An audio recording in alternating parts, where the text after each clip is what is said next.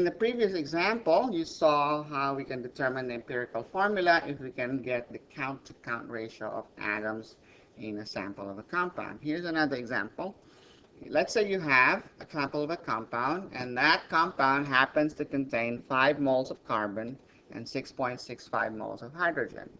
How do we determine the empirical formula? Again, what we do is we reduce the count-to-count ratio into the simplest possible whole numbers. So carbon to hydrogen ratio here is 5 moles is to 6.65 moles.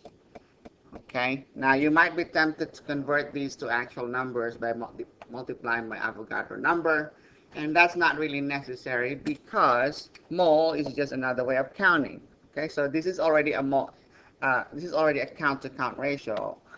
Okay, doing a mole-to-mole ratio is also the same thing as doing a count-to-count ratio. So again, the strategy for reducing this to the simplest possible whole number is to start off by dividing by the smallest number, or the smaller number in this case. So you divide both by 5.00 moles.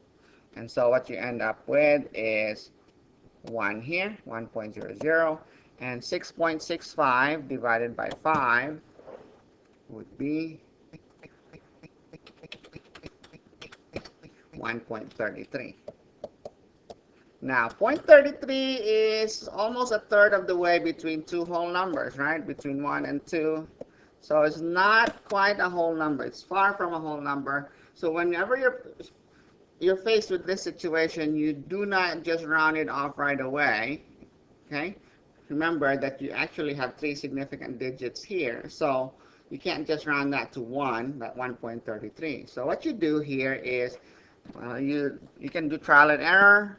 You can say, let's go ahead and multiply everything by 2, see if we get closer to whole numbers. So 1 times 2 is 2.00, and 1.33 times 2 is 2.66. Well, that's about 2/3 of the way between 1 and 2. So that's still not quite right.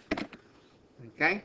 Not quite a whole number. So try times 3. Multiply everything by 3. Okay?